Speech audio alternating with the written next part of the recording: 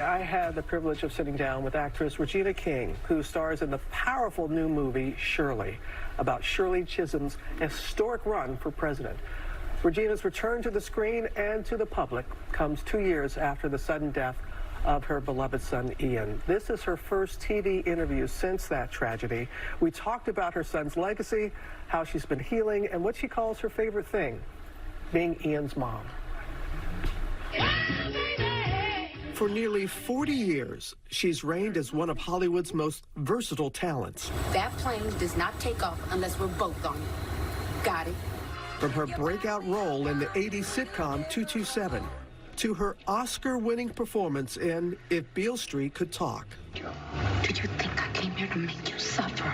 Regina King is known for humanizing complex characters. If I can't get the nomination, I can still get delegates. Including her latest role starring in the biopic Shirley. How did you prepare to play Shirley Chisholm?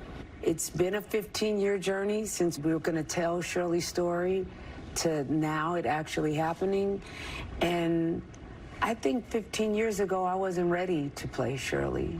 I may have thought that I was then, but I wasn't ready. I needed to live more life.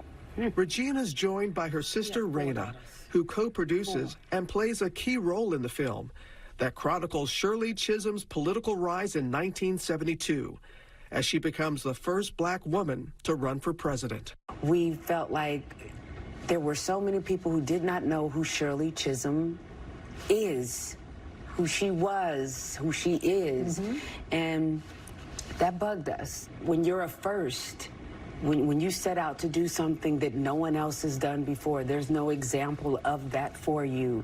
That's a lonely road to travel. Yeah, and it just so happens to be an election year. Yeah. We were like, no, it needs to live and be in the space now, so that if it's going to inspire anyone, especially young people, to be involved with the political process, then we've done something right.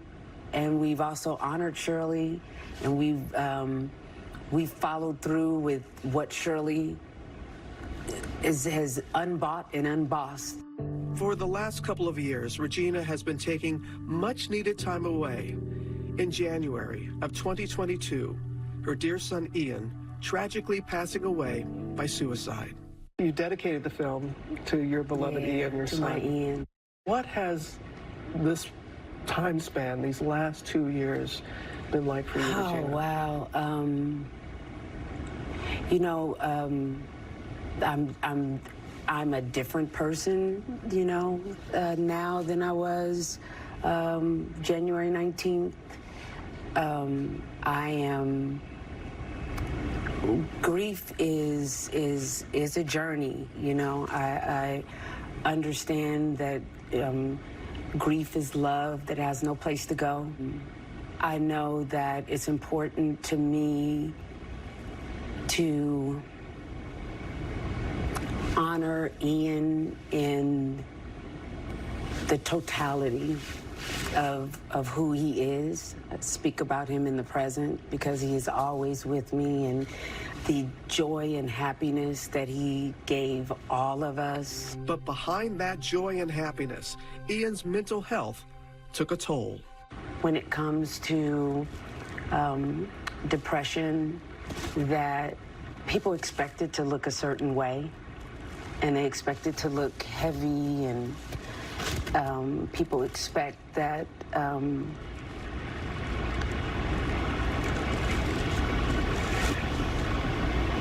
It's okay. To have to experience this and not be able to have the time to just sit with Ian's choice, which I respect and understand, you know, that he didn't want to be here anymore, and that's a hard thing for other people to receive because they did not live our experience, did not live Ian's journey. I think a lot of people are going to appreciate that you said it was his choice and that you recognize that. I was so angry with God. You know, that why would that weight be given to Ian? You know, of all of the things that we had gone through with the therapy, with psychiatrists and programs, and Ian was like, I'm tired of talking, Mom. My favorite thing about myself is being Ian's mom. And I can't say that with a smile, with tears, with all of the emotion that comes with that. I can't do that if I did not respect the journey. Their close bond, always on full display at Regina's red carpet events. I thought about him when you were on the stage at the Oscars because you were wearing orange. That's his favorite color. Yes. I remember he used to escort you. Yeah. So are there moments where he was always there with you physically that, not does it trigger, but is it? Oh, it's a trigger. Is it? Absolutely, absolutely. So sometimes it'll trigger just laughter. Most times, as of recent, it triggers a smile, but sometimes his absence is really loud. Regina admits she still struggles with acceptance. Sometimes, you know, it's a lot of guilt comes over me. When a parent loses a child, you still wonder, what could I have done so that wouldn't have happened? I know that I share this grief with everyone, but no one else is Ian's mom, you know? Only me. And so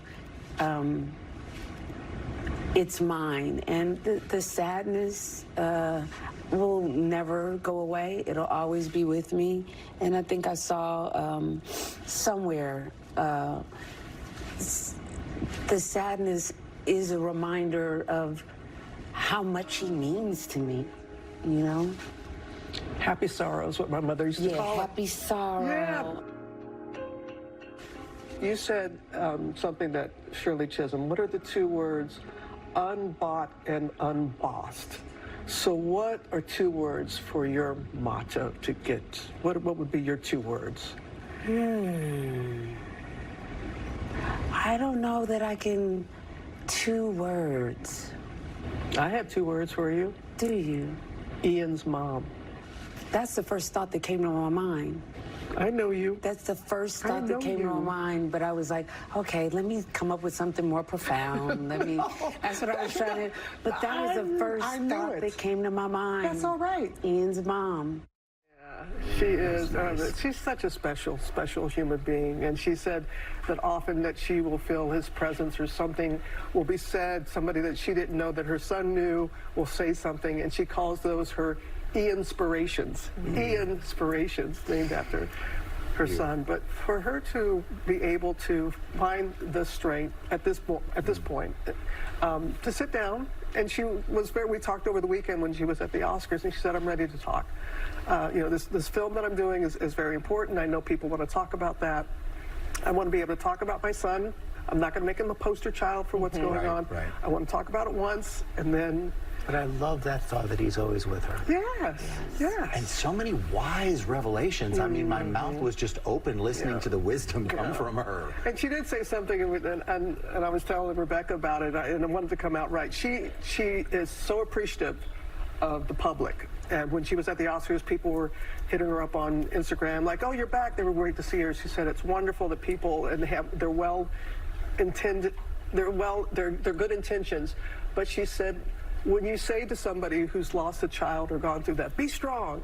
She said, getting out of the bed is being strong. You don't need to say that to someone. Just breathing, just walking, just being is being strong. Yeah. Really beautiful. And Shirley, I'm telling you, it is a terrific film. It's in select theaters Friday and on Netflix globally on March 22nd, Ginger.